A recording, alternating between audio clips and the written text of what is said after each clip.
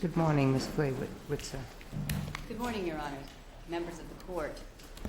May it please the court, my name is Sharon Frey-Witzer, and I represent Mr. Jerome McNulty.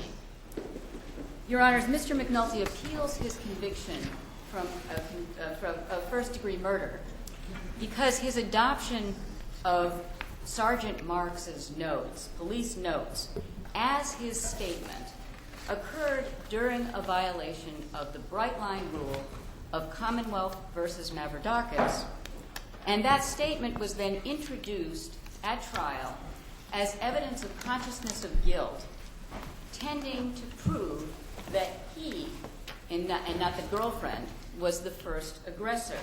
And with your permission, I'll start. I have a fact problem with that. His adoption of the notes, you mean his signing or initialing the confession? Well, I'm glad you're focused on that, Your Honor, because I really want to focus the court in on the time period between 10:50 and 11 o'clock, or 10:52 and 11 o'clock. So this is after he's been informed that a lawyer has contacted the police and is available to him. He then says, I want to continue. And that's all Mavrodakis requires, is that the individual be informed that there's a lawyer coming. Well, he wasn't informed that a lawyer was coming, Your Honor. It's not even clear from Judge Lowy's findings that he was told that an attorney called. He was, let alone called for him. He was told only that Attorney Busso was appointed and that he could stop questioning at that time and speak to Attorney Busso or speak to the police. It was even presented. Okay, so that's not enough? Before. That's not enough? Well, no, wasn't the problem that he wasn't told what the most important thing the lawyer said, which was, don't tell him not to talk to the police? And that was completely left out of what the police relayed to him. Certainly, Your Honor, I would argue that. I don't think the court has to hold that in order to find this to be a violation of Mavrodakis, which was prejudicial. But I would certainly argue that in the spirit of Mavrodakis, the police must, particularly as here, where they've agreed to do so, communicate to the suspect that his attorney has recommended that he not speak to police. Well, we've never said that. We've never said that the police have an obligation to communicate to a suspect what counsel is saying. Yes, Your Honor. Never. But the court has held that the police must communicate counsel's efforts, offers, specific communications, and advice. Mavrodakis is about impressing upon the suspect the degree to which he can reach out and touch, literally or figuratively, a lawyer.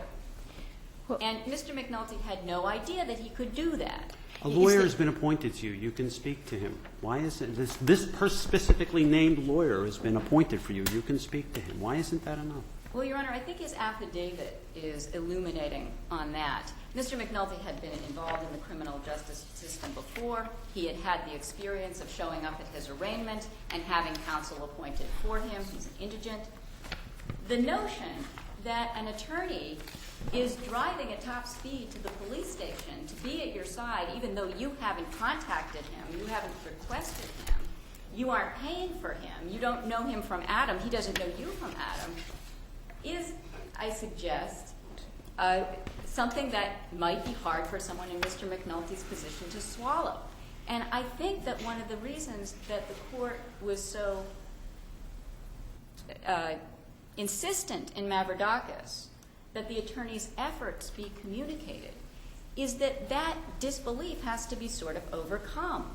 You know, he's never been involved in a murder investigation before where CPCS calls someone after hearing on the scanner that someone's been murdered and or killed, and that that there's going to be an arraignment, and appoint someone without him even requesting it, without him even appearing in court. And there's nothing here to overcome that disbelief. There's nothing here to really convey to him that an attorney is available. They have control of the phone. They don't even communicate to him a phone number They don't even know how to reach Busso. It's not clear they even have his cell phone number. He's driving. He's on the way there. But they don't tell Mr. McNulty that. And the Commonwealth says that Mavrodakis explicitly says we shouldn't distinguish between the communication required when the attorney's at the courthouse and the communication required when the attorney calls. And I submit, Your Honors, that if Mr. Busso had been at the station and all they said to him was, your attorney's been appointed, you could talk to him or talk to us, that would not feel like a sufficient communication of the availability of counsel. Okay, so what is enough? I think, Your Honor, at minimum, your attorney called for you.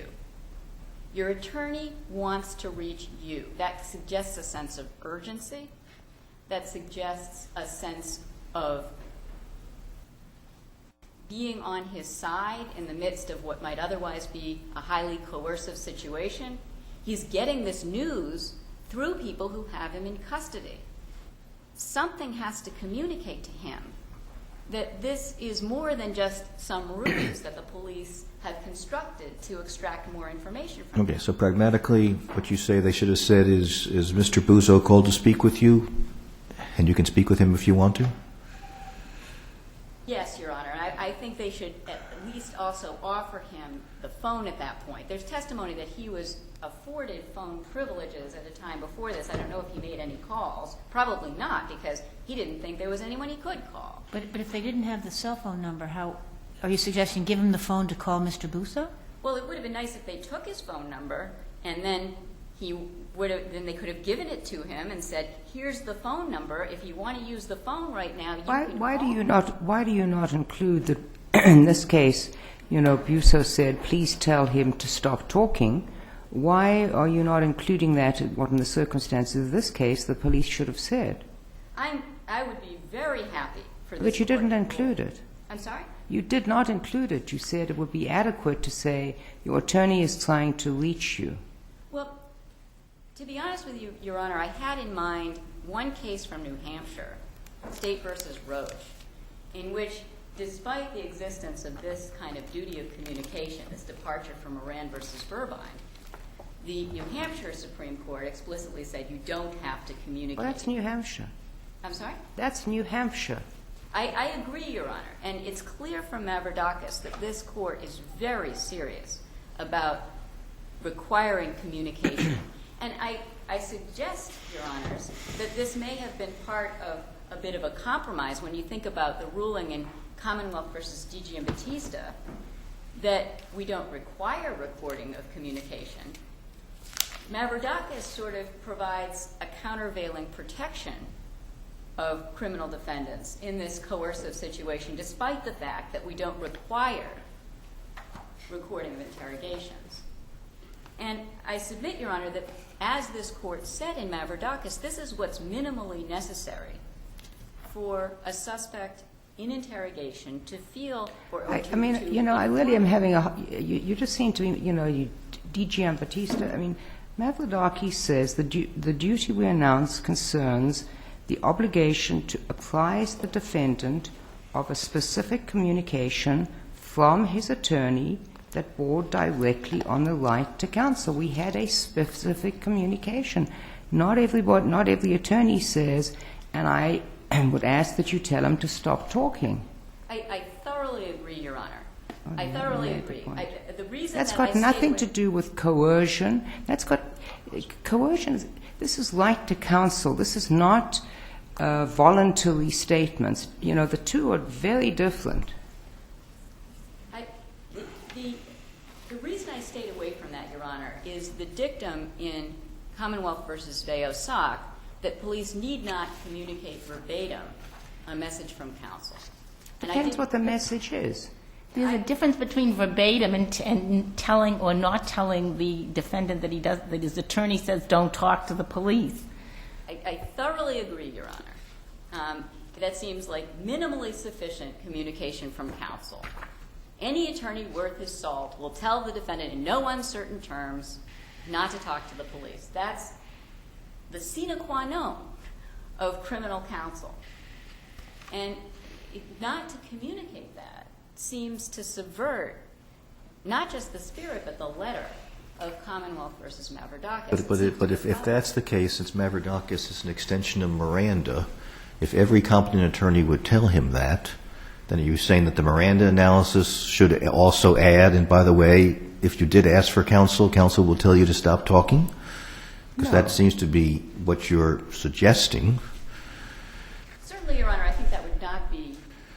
No, this is where there's been an affirmative communication. It's not saying if you were to have an attorney. It's saying you have an attorney, and the attorney has asked you, has said, stop talking to the police. It's not a hypothetical situation. I think that's right, Your Honor. And I think the reason that we require communication to suspects of the existence of a specific attorney who is immediately available is because we think that the abstract Miranda warnings don't give effect to rights under Article 12 without the additional information that there is available this resource. And maybe it wouldn't be untoward to consider the police's obligation as being advising not only of Miranda, but also of the existence of an appointed attorney coming to the station or on the phone, if there is one. Maybe the reason that's not required as part of Miranda warnings under Article 12 is simply because we can't in all cases be certain that there is an attorney on the way to the station or available on the phone. You know, maybe if we could be certain of that, it wouldn't be improper to require that of police. But in this situation, we have an attorney on the way. We have an attorney available by phone. He's not actually on the phone at the time that the police are interrogating him. And that, I think, is significant. But assuming that we adopt your argument regarding the meaning of Mavrodakis and the failure of the police to inform the defendant of the attorney's message, isn't that all rendered irrelevant by the judge's findings that the after the break, much of what was helpful to the defendant and we'll put in nothing that was harmful that hadn't. It was harmful beyond harmless beyond a reasonable doubt because it was just going over what he had already said before. Yeah, I'm glad you're moving to the prejudice argument, Your Honor, because I think that's the crux of the matter here, but I think it's still easily surmountable. Why, when he's already given the statement? I'm sorry? Why, when he has already given the harmful the statement that is harmful to him, inculpatory? He hasn't already given the statement, Your Honor, because it's in that 10:50 to 11 o'clock period that, according to Judge Lowy's findings, he adopts these notes that Sergeant Marks has been writing as his statement. Before that, all we've got is police notes. All we've got is a conversation in which Marks is saying things like, "And then did you fall to the floor?" And he says, "Yes." And then Marks writes down, "And then I fell to the floor." Okay. And it's not until he reads that to Mr. McNulty, and Mr. McNulty says, "Yes, that's what I want to offer as my statement. You want to change anything?" So what's the difference? Suppose they weren't that part of it. I mean, in many cases, there's just the police officer gets up and says, "This is what the defendant told me," and there's no, and then afterwards I had him go over every statement and agree that that's what he gave me. What's the difference? He's still inculpated himself in the whole crime. Well, for one thing, Your Honor, picture the cross-examination of Sergeant Marks on the stand. Sergeant Marks. If the statement isn't signed. You know, he testifies to this statement. Defense counsel gets up, says, "Did Mr. McNulty sign the statement?" "No." "Did you offer him an opportunity to sign the statement?" "Yes." "So he refused to sign?" "Yes." No further questions, Your Honor. Right, but he didn't refuse to sign. He did. I mean, if you did that, that would open the door to, that would be wrong. You couldn't get into that. You couldn't do that. Yeah. That's just false. You're saying because that would be an improper communication of the right to silence? An improper... No, because he did sign. The only reason that according to you, the signing shouldn't come in is because there was an improper waiver of his Miranda rights. He was that, or a violation of Mavrodakis. But that's a Miranda-type breach. So once you open the door, either by him taking the stand, if he took the stand, Well, he'd be opening the door to being impeached with what he said, wouldn't he? I mean, even if you're right, if you're correct, the analysis has to be that if he testified, it's fair game to impeach him with it, correct? Two things, Your Honor. First, there's a big difference between offering something as impeachment, even as rebuttal, and offering it as a first impression that the jury has of the defendant. You know, here's Mr. McNulty as played by Officer Marks. This is going to be your impression. Look at the absurd things he says. Officer Marks's portrayal of Mr. McNulty was probably not very flattering. So they're saying, you know, here's the absurd things he's going to tell you. And then in closing, fully 25% of the closing is devoted to ridiculing this statement. So between... Did anything change? Did anything change? I mean, he speaks to them for 45 minutes. He lays out this story, pretty complete. Did something change when, after 10:52, when he was asked, will you sign this? I mean, was there some, did he say, no, I won't sign that, that's not accurate, this is accurate? Did something change? Or did he just say, yeah, that's my statement? No, he didn't change anything, Your Honor, and that caused him great prejudice at trial. Well, I don't understand that at all. So if that was excluded, it would simply be, this is what he told us. Bing, bing, bing. We have it all written down here. This is what he told us. And But they couldn't have used it. I'm sorry. No, the question is whether it is harmless beyond a reasonable doubt, the fact that he signed every page versus the fact that the police officer would have had the statement without his signature. That's the question. Yeah, and it goes to that's, but you haven't explained why it's more harmful. Maybe it's a tiny bit more harmful that he signed every page than that he didn't sign every page, but all the testimony is there. And he testified at trial. Here's how they used the Same story. post-break statement at trial. That statement, I never held a knife in my hand, comes out 5 times. Once... But he said it. He said it before the crucial point, the point of No, which he says that post-break. But he said before that he didn't have the knife. No, he didn't. All right. Nowhere in the pre-break statement does he mention whether he had a knife, the drugs found on him, whether he smoked marijuana, whether he does as a habit cocaine. I don't do The effect cocaine. of the rum. I don't do cocaine is what he says. This is after the break. I do Right. smoke marijuana but didn't have any last night. Right, and none of that is in the pre-break I statement. don't know. What's this got to But do with how's it anything? harmful? Because despite what the Commonwealth would have you believe, intoxication was very much in the case. It was discussed in the charge conference. He was given an instruction on it. An instruction was requested on it. The experts testified to what ingestion of harmful substances. Both the prosecutor and the defense counsel brush by intoxication in closing, but nonetheless mention ingestion of intoxicating substances. You wouldn't expect defense counsel to really hammer on this because it's not generally thought of as a defense that jurors will give a lot of credence to, but it's very much in the case. This impairs his impairment defense, his claim that the rum that I drank had no effect, didn't do cocaine, didn't do marijuana that night. And what they did with this knife statement, I mean, it comes in as the capper of her cross-examination of him. It comes in first through Marks on the stand, and there's sort of a break in his reiteration of the statement at that point to highlight it. That's at transcript volume 6, page 252. Then Judge Whitehead gets into the act. Question by the prosecutor, do you remember slashing her? Answer, no. I just remember swinging wildly. I don't remember slashing. The court, I'm sorry, can you say that again, please? The witness, I just remember swinging wildly. I don't remember slashing. Question, do you agree that you must have slashed her? Answer, yes. The court, and did you have a knife in your hand? The witness, no, I don't recall, sir. That's transcript volume 7, page 49. And that's the defendant's testimony. I'm sorry? And that's the defendant's testimony. That's in the defendant's cross-examination, yes. Then the prosecutor herself emphasizes it as part of cross-examination. Then she brings it in again as the capper. Do you remember now telling Sergeant Marks, I never had a knife in my hand the whole time? No. Did you say that to him? I don't believe so, no. You didn't use those words with him? No, I don't think I did. I have nothing further. Mr. Hayden, no redirect. Thank you very much. You're all set. But on cross, it would be fair game anyway to impeach if he denied, if he spoke to the contrary. Certainly it would be fair game to impeach, but the jury has already been primed with this statement as part of the Commonwealth's case in chief. It's been offered as evidence that he's guilty.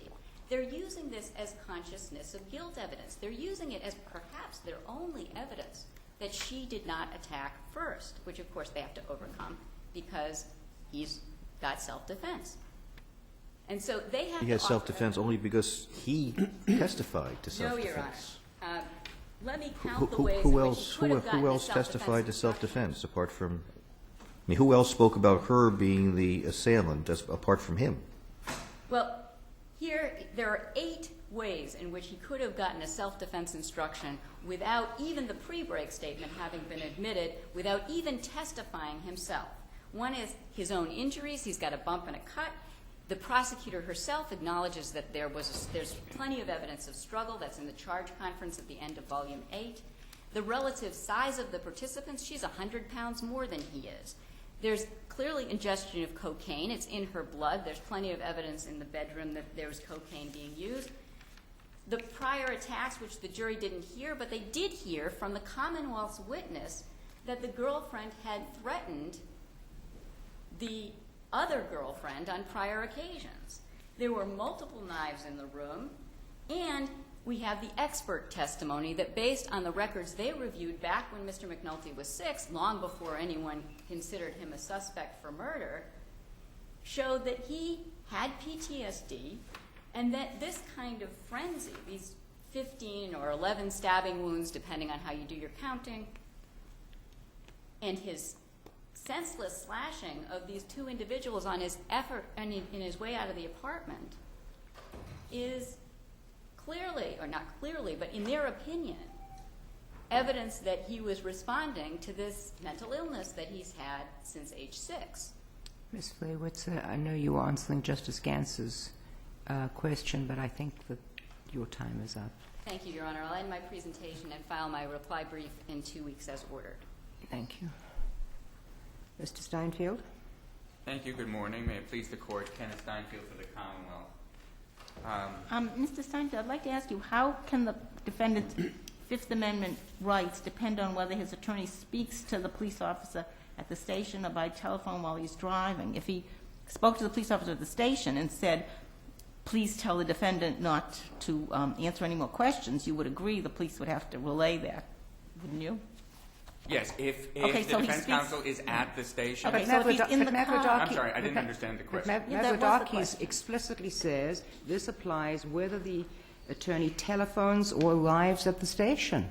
Yes, and that's why I concede that a violation occurred when the defense counsel called the station at 10:31 and was not immediately put through. So I don't dispute that the duty on the part of the police to notify, to give what he's entitled to when Mavrodakis arose at 10:31. But I think what Justice Cowan is asking is if Mr. Busso was at the station and said, I'm here, please tell the defendant, A, I'm here, B, stop talking to the police. Isn't that your question? Would that be necessary? No, I don't think so. Not under our current cases. No, not at all. The only message that the officer... Even if he's sitting right in the station? Oh, absolutely. This Court has not distinguished between telephonic presence and actual presence, and I would say Mavrodakis presents them as equivalents. What's important... I'm sorry, I don't understand. If the attorney were at the station and said, tell the defendant I'm here and that he should not answer any more questions, the police don't have an obligation to tell a defendant that? They've got an obligation to tell him the first part, that there's an available attorney who can speak to him if he wishes. Do they have to tell him that he's physically there? No. The case only talks about that he's available to talk to. It doesn't say anything about... Mr. Steinfeld, excuse me. First of all, I want to respond in 2 ways. One is I'm really not interested in a crabbed reading and fine parsing of Mavrodakis, but Mavrodakis itself says to apprise the defendant of a specific communication from his attorney. I mean, if you're saying to me, I'm at the station, please tell the attorney, please tell my client that I want to speak to him right now, and the police go in and say, there's an attorney, you're represented by counsel. I don't tell him that he's there, that he wants to speak to me right now. I can just say, you're represented by counsel. Counsel has been appointed to represent you. And you can speak to him at this time. At least that's what Judge Lowy finds. Right. Counsel, Mr. Busso has been appointed to represent you, and you can speak to him at this time. Yes, exactly. That's what the judge says was told to the defendant. Yes, and I'd also like to point out that that in the defendant's own affidavit filed with a motion to suppress, which I direct the court to page 24 of the appendix, paragraph 5 says, at the police station, while the police were interrogating me, the police told me that a lawyer had called and that I could continue to talk to the police if I wanted to. The police then asked if I wished to continue, and I said yes. So he was definitely told that there was a lawyer who had called the station to whom he could speak if he chose at the time. And I don't think Mavrodakis If you read that again, it says to me, the implication that this client drew was that the lawyer was saying, keep talking to the police if you want to. Well, no, I don't think that that is necessarily implicit in the communication. This court has never required that the verbatim advice It's be not given. verbatim. That is not a helpful response. It's not verbatim. It's the attorney is here. You know, the attorney wants to talk to you. What happens is an attorney has been appointed. You can talk to him if you want to, or you can continue talking to us. I don't think is consistent with Mavrodakis. Well, I think that Mavrodakis states that what's important is that he have enough information so Correct. that so that he can make a knowing and voluntary waiver So of if his the right to police have counsel on the said, basis. the counsel has been appointed, he's on his way to see you, he wants to see you before you say anything further. It's not a verbatim report, but it's perfectly consistent with the message that is being communicated. Right, but the basis is Counsel is at the station. He wants to talk to you right now. Right, but I We think that have a duty to stop questioning and to inform the attorney, the suspect, of the attorney's request. I want to speak to you right now. Well, I think I don't. The basis of Mavrodakis was the difference between the abstract right to an attorney in general and a specific right to a specific attorney at that time. But then we said in Veo Sock, we said we acknowledged in Mavrodakis, however, that a suspect may choose to decline the attorney's offer. To this extent, an attorney's directive to the police to stop questioning the defendant requires only that they terminate questioning long enough to afford the defendant the opportunity to avail himself of the attorney's advice. Doesn't that say that if the attorney has said to tell the defendant that he doesn't have, that he shouldn't talk, isn't that what that sentence is all No, about? I don't think that that's a mandatory It's instruction. not that every mandatory. time- It's what it is that the opinions are trying to convey, which is, I'm here, I want to speak to him. That's the quote request. I'm here, I want to speak to Right, him. You and have tell him not to talk. Tell him that I say not to talk. I believe he also. Well, because in the Mavrodakis case, the lawyer was at the station, but we went to pains to say it's not because the lawyer is at the station, because we recognize that, you know, it takes a while to get counsel to Sure. be appointed. Right, so a phone call is the equivalent. Of saying, I'm here, I want to talk to you right now, or I'm here, please don't talk to them until you've spoken to me. Well, I think that what the police did, they told him, I thought, exactly what Mavrodakis said that they were required Just read to the say. statement again, and you think that's not saying that that the attorney called and said that you can keep talking to the police? Well, it says in the statement that he signed at 10:52, it's written, advised that Attorney Busso had been appointed to represent him, advised that he may No, I'm stop- talking about the client's affidavit that you just read. Oh, pardon me? The client's affidavit. What about that? It says that, well, this goes even further to say that he'd been told that the client had called.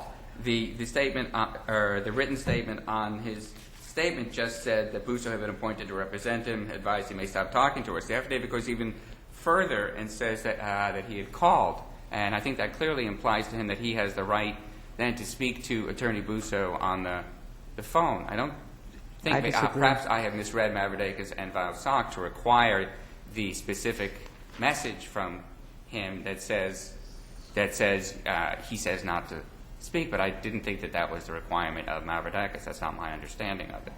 I'm not sure if that answers your question. It answers it. Well, assuming then that the defendant did not validly re-waive his rights at 1045, I don't think there was any serious prejudice to him from the signatures thereafter. I don't think they had the titanic effect that the defendant... But Ms. Frey-Weitzer Right. says that thereafter, at least I thought this is what she said, that thereafter, it was thereafter that he made the statement about not using the knife. No, that occurred before 1045. There were no substantive statements whatsoever made after 1045. The only thing that occurred after 1045 that's written down on the statement is the fact that he'd been advised that Attorney Busso had called and the signatures. Nothing substantive occurred after 1045. Okay. The part about not touching the knife occurred following the break, but before the phone call. Before 1045 when he was advised. So there's a period between the break when they resume and when the call comes in. Yeah, there's a 10:15 to 10:45, so there's a 30-minute period in which the defendant is speaking to police. 16 minutes into that period, Attorney Busso called at 10:31. Now, I agree with Judge Whitehead because we can't figure out which portion of the post-break statement occurred before 10:31 and which after. The whole thing should have been suppressed. But You mean from 10:15 to 10:45? Is that what you're saying? Right. That's we what don't Judge know. Whitehead held. That's what Judge Whitehead concluded. Right, and I think that I don't challenge that on appeal. Although I think it's probably safe to say that at least paragraph 1, which deals about his rum intake, probably occurred before 10:31. But as I said, Judge Whitehead said we had to suppress it all, and I don't challenge that. I think that the important parts of the post-break statement were entirely cumulative of what he had said before. While he had not specifically said, I never had my hands on the knife, the recitation of facts that he gave before 10 o'clock don't have him touching the knife at all. So it's not that he added anything different or anything more incriminating. It was totally consistent with what he had said before. And it was very helpful in his self-defense defense. I strongly disagree that the defendant would have been able to get a self-defense instruction without either the statement or his testimony. And as Justice Gans has pointed out, all of this would have come in because it was inconsistent with what he testified to. So it would have come in to impeach him. Now, of course, impeachment, is for impeachment only and not substantively, but I think that it would have done just as much damage had it come in for impeachment than it would have had it come in substantively as part of the Commonwealth's case in chief. I'm sorry, I'm just trying to figure this out now. They started speaking at 10:15? They No, they resume. started 9:12. at 9:12. 9:12. They Right. resume. 9:12 to 10, a break from 10 to 10:15. They And they speak from start again. 10:15. And then at 10:31, Attorney and then- Busso calls. Okay. 10:45, they notify him. 10:52, he signs the little notice, and by 11, he signed the whole thing, and he's done. Okay. So Ms. Frey-Weitzer is arguing that whether the notice came at 10:45, which I understand it did, or 10:31, which is what Judge Whitehead said it should have. Right. She's saying that the quality of the notice, the contents of the notice were insufficient. Yes. Okay. So if that were the case, I'm just trying to did anything happen between 10:45 and 11? The signatures. Just the signatures? Yes, and I think that is the focal point of Ms. Frey-Witzer's argument, and that the signatures were very, very important to the case. She used the word adopts several times in her statement, by which I take she means, and I hope she'll correct me by letter if I misstate her position, that the jury would have doubted what the sergeant said he wrote and what he wrote, and that it was only when he put his signature on it after 10:45 that it became bad for him, that it became incriminating to him, that it was much more likely that the sergeant would have been effectively cross-examined. And basically, the statement only got its force, its punch, because he signed it. Right. And I don't think that's correct. I think that the damage, the severe damage to his case, would have been done from the inconsistencies. Though I do say at the same time that there was a lot in that statement that was favorable to the defendant. This is not a statement, like in many of the cases prior to Mavrodakis, where the defendant basically confessed to committing a horrible crime following the violation of his right. Here, there's a lot of good stuff in the statement for the defendant and some good stuff for the prosecutor. I think a reasonable prosecutor may not have used the statement, and I think that a reasonable defense lawyer may not have moved to suppress it. So this is the statement was definitely an important part of the Commonwealth's case, but in light of the testimony from the percipient witnesses, both the victims and the people at Flexible Solutions, I think it was a very strong case anyway. And I certainly don't think that the fact that the defendant signed the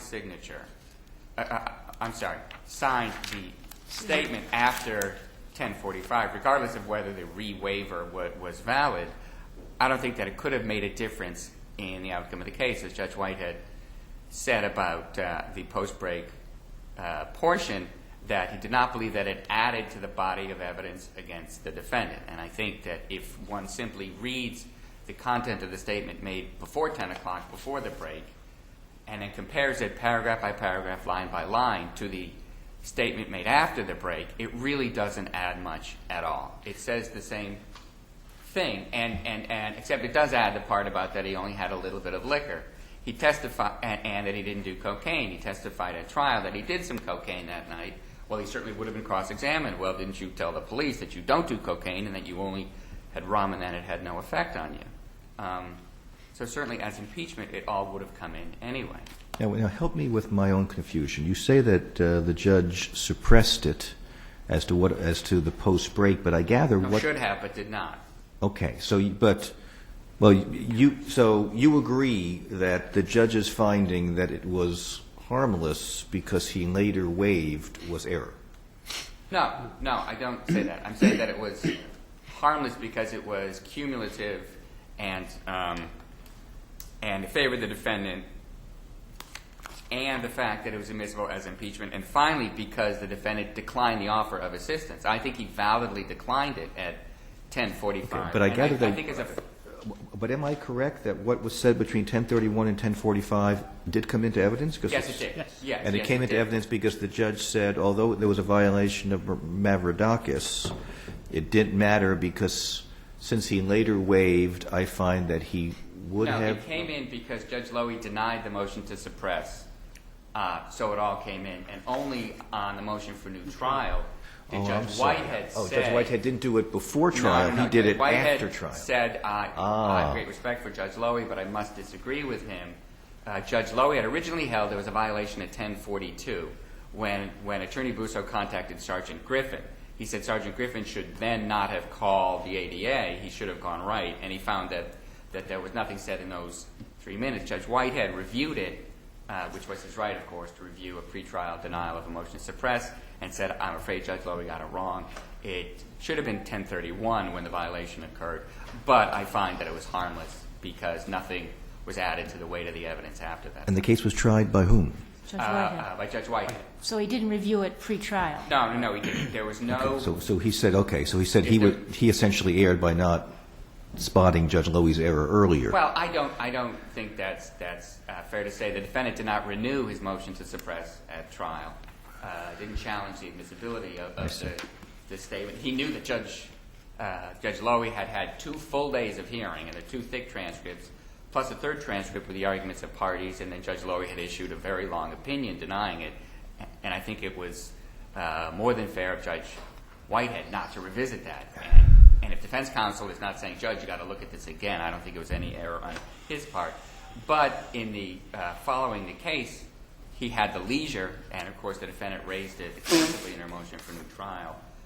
The judge looked at it, Judge Whitehead looked at it extremely carefully. I think his findings and rulings, which he dictated from the bench, which I think are very impressive, that they read like they were written out, and he dictated them. He clearly had thought about this a great deal and had come to the considered judgment that the suppression judge had erred.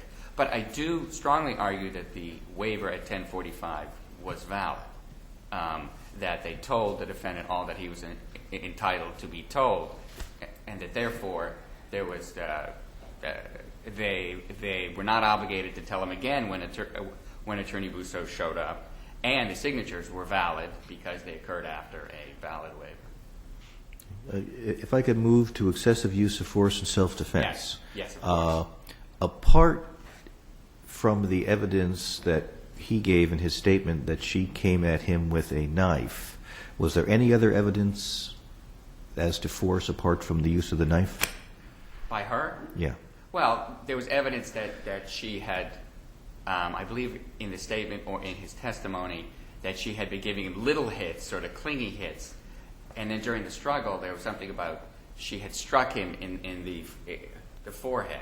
Okay, but So there was, in terms of the availability, in terms of the appropriateness of self-defense, was there any evidence that the self-defense was appropriate except because she came at him with a knife? no. I think that She, was the and she entire also, basis. didn't she say, I mean, it's connected, but didn't she say, I'm going to kill you? Or he said, she said? I'm Right, gonna that's kill what you. he said. She said, I'm going to kill you. Then she came at him with a knife. But I thought you meant the only action. No, I know there was other touches, but I'm asking whether any of those touches would have permitted, if they were true, some degree of self-defense less than deadly force. Yes, I think if true that she came after me with a knife, he said first she stabbed the night table, apparently to show she meant business, and then she came at me through the blanket, and I was shielding myself with a blanket, and she was poking it through the blanket. I certainly think that if that was true, he would have been justified in the use of a deadly weapon to defend himself. And I don't know whether Your Honor is also asking about the instructions on self-defense, which the defendant raises as an issue. But I think, unfortunately, the law of murder is very complex, and as Judge Whitehead said when he ruled on the motion for new trial, he's never proud of them because they contain a lot of double negatives. The Commonwealth has to prove beyond a reasonable doubt the absence of a mitigating circumstance. But I think that it's in the nature of the law itself, whatever complications arose. And he told the jury, I want to point out, he told the jury at the very beginning of his instructions, the law of murder is very, very complicated, and every word matters. Basically, he drew their attention to him, which I don't think I've seen before, but I think in this case makes any argument that the jury did not understand that he was guilty of manslaughter if he was justified by use of excessive force. I don't think that claim has any validity. Did the jury have a copy of instructions either? No, I don't believe they did. A tape recording? No, I don't believe they had either. I might be wrong about that. They did not ask any questions afterwards, which presumably they would have if they were confused. I'm not certain, but I don't believe that they had a copy of the instructions. I know Judge Welch does. I don't think Judge Whitehead did in this case. So if the members of the court have no further questions, I'll be happy to rest on my brief. Thank you, Mr. Steinfield.